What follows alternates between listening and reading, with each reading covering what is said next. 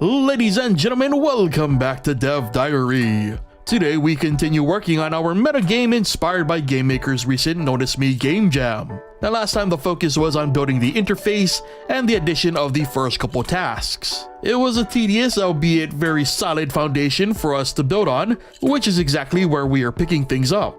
So first, a whole bunch of new arrays have been added. These will make sense in a bit, but they cover various strings we'll need for a couple of the new tasks.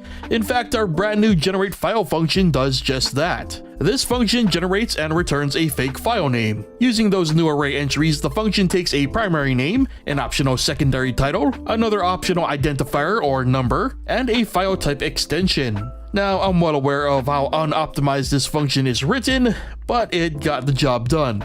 And so now let's talk about the remaining new tasks. Up first is an image import task. When added, the task generates a random amount of fake files using our new file generation function. It then chooses one as the target file for the player to find. These files are then loaded into a browser for the player to search through, and once they found the file, they must choose it and submit it for verification. Due to time constraints, I couldn't provide a lot of visual feedback other than a hover effect for the file names, so the task is currently a bit harder than meant to be. Now the next task is a sequencing task, and is the only one with its own dedicated function. We'll get to that in a second, but first the setup.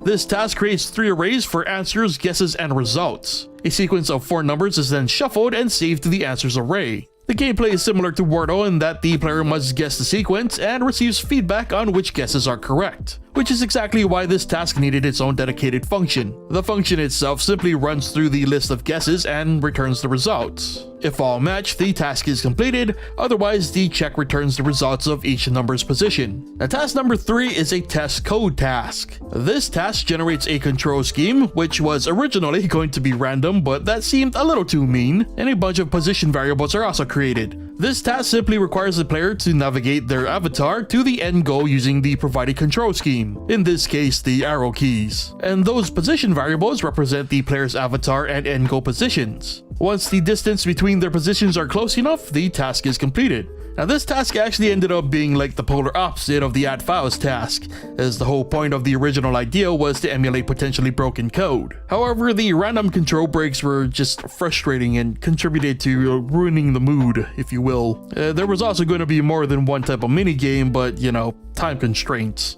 And the final task is the easiest task of them all. It's a delete old files task. This one generates a list of files to be quote-unquote deleted and separate amounts required to complete their deletion. Then the code simply waits for the player to initiate the task event. And this one works similarly to the sync files task. However, this one can be queued to work in the background. So after initiating, once all the given files are deleted, the task is completed. This means the player can initiate the task and move on to another task. Again, the original idea here was to have the potential for the task to fail, especially if the task was not being monitored. However, it again felt like it ruined the mood and caused way more frustration than necessary. In the end, it felt like this task could be seen as more of the easier ways to get something done while working on one of the other tasks that require much more focus and attention. This is a pretty solid follow-up to last episode. We've now completed the meat of our gameplay, though I would have liked to spend more time on the graphics. Compiling enough images with as little time as I have right now is